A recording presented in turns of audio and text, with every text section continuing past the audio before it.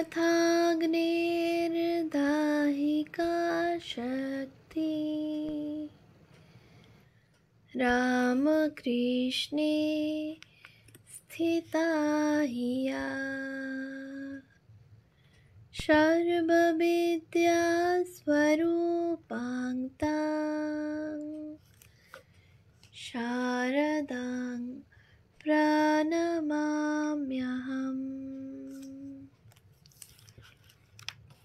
পূজনীয়া প্রব্রাজিকা বেদান্ত প্রাণা মাতাজির রচনা শ্রী শ্রী মা ও দশমহাবিদ্যা গ্রন্থ থেকে পাঠ।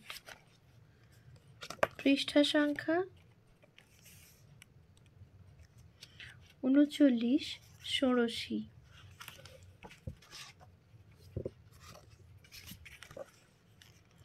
তোতাপুরীর কাছে সন্ন্যাস গ্রহণ করে শ্রী রামকৃষ্ণদেব পুরী সম্প্রদায়ের শ্রীকুলে স্বাভাবিকভাবেই এলেন।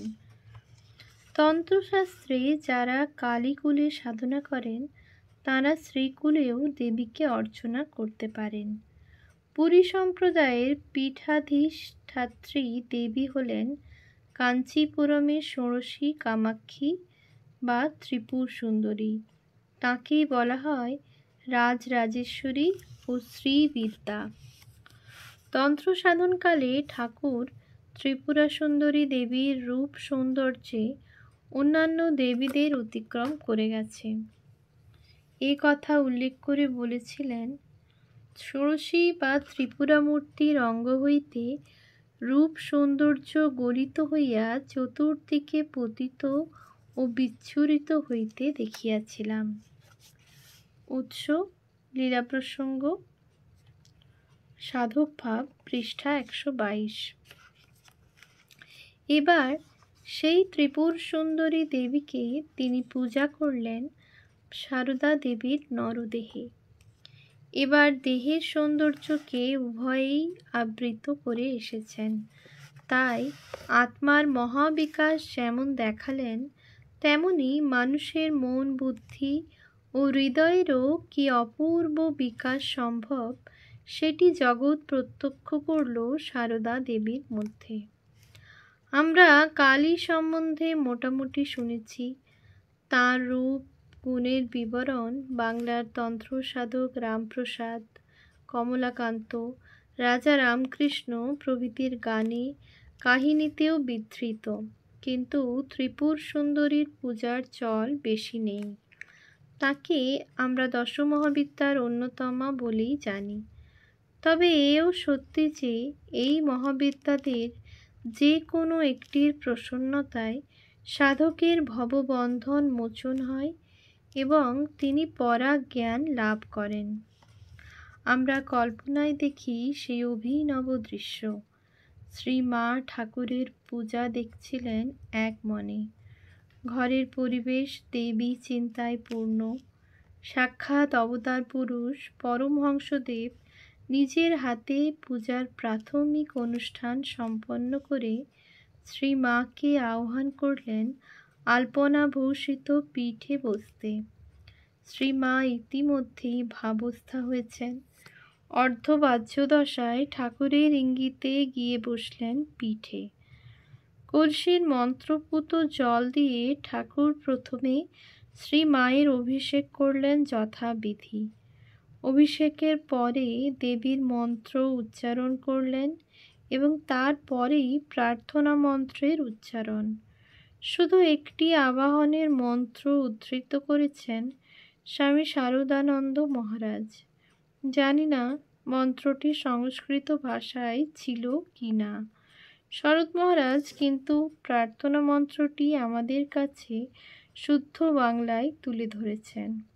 হে বালে, হে সর্বশক্তির অধীশ্বরী মাতু ত্রিপুর সুন্দরী, সিদ্ধিদ্বার উন্মুক্ত করো। ইহার শ্রী শ্রী মার শরীর মনকে পবিত্র করিয়া ইহাতে আবির্ভূত হইয়া সর্বকল্যাণ সাধন করো। হে বালে, হে সর্বশক্তির অধীশ্বরী মাতো ত্রিপুরা সুন্দরী, সিদ্ধিদ্বার উন্মুক্ত করো। ইহার শ্রী শ্রী মার শরীর মনকে পবিত্র করিয়া ইহাতে আবির্ভূত হইয়া সর্বকল্যাণ সাধন করো। উৎস লীলা প্রসঙ্গ, সাধক ভাব, পৃষ্ঠা 208। ত্রিপুর সুন্দরী দেবীর মন্ত্র 3 ভাগে বিচিত্র অক্ষরের সমাবেশে রচিত। সেই দীর্ঘ মন্ত্র ব্যঞ্জন বর্ণ ও স্বরবর্ণে গ্রথিত। আগে দেবীকে মন্ত্রময়ী করলেন, তারপর ওই বিখ্যাত প্রার্থনা মন্ত্র, যা শুনে শুনে আজকের মানুষ প্রায় কণ্ঠস্থ করে নিয়েছে। কিন্তু যিনি ওই মন্ত্র উচ্চারণ করেছিলেন তিনি ছিলেন ভাস্বর ভাবসাগর। তিনি দেবী কালীর আবাহন না করে মাতা ত্রিপুর সুন্দরীকে ওই দেবী মানবীর দেহে আবাহন করলেন। তবে কি ত্রিপুর সুন্দরী দেবীর বিশেষ চারিত্র্য মহিমাকেই তিনি এই যুগের জননীর মধ্যে বিকশিত দেখতে চেয়েছেন? শ্রীবিদ্যা বেদ অনুমোদিত এবং ব্রহ্মবিদ্যা স্বরূপা। যদিও এই বিদ্যার প্রবর্তক রূপে কামদেব, মনু, লোপামুদ্রা, দুর্বাসা প্রভৃতি 12 জনের নাম শোনা যায়।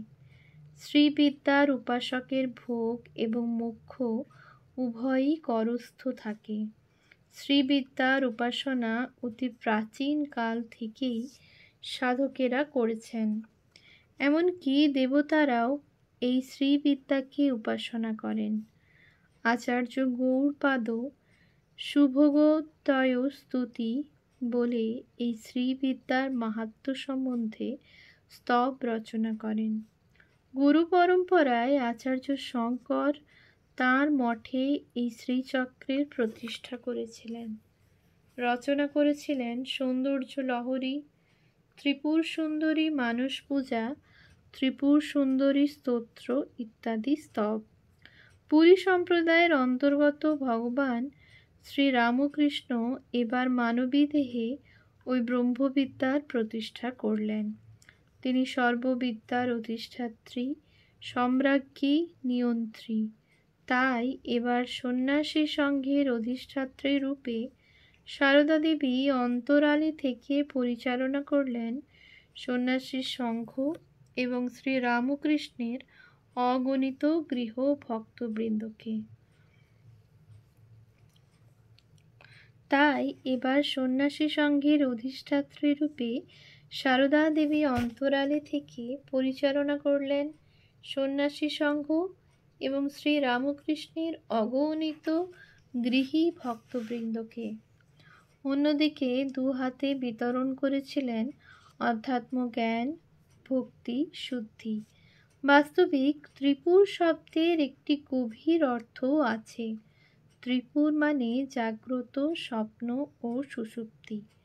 প্রতি মানুষের এই 3টি পুরে 3টি অবস্থায় দেবী শক্তি কাজ করে চলেছেন।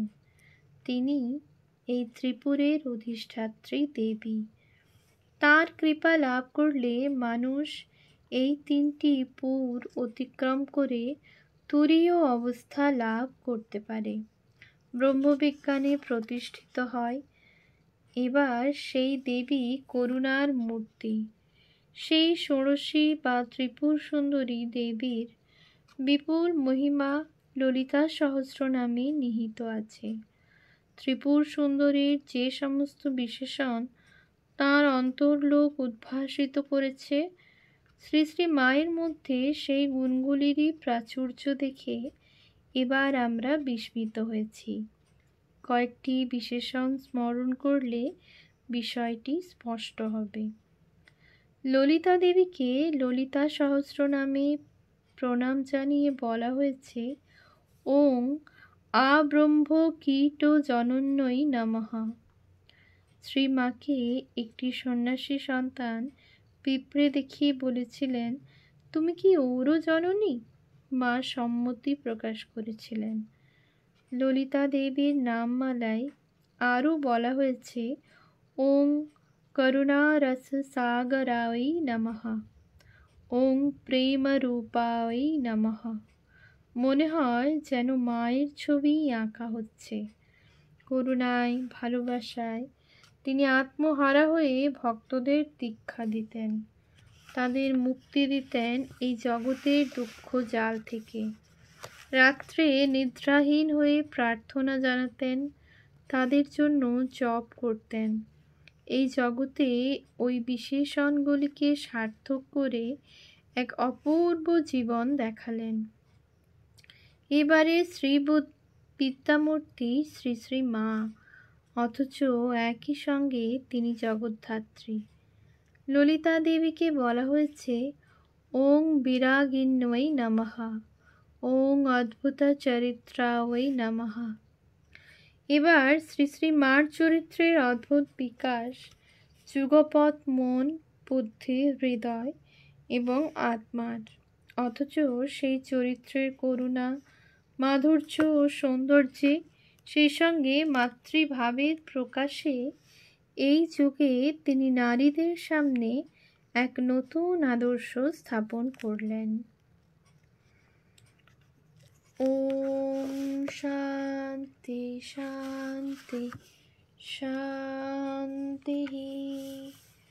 হরি ওম তৎসৎ।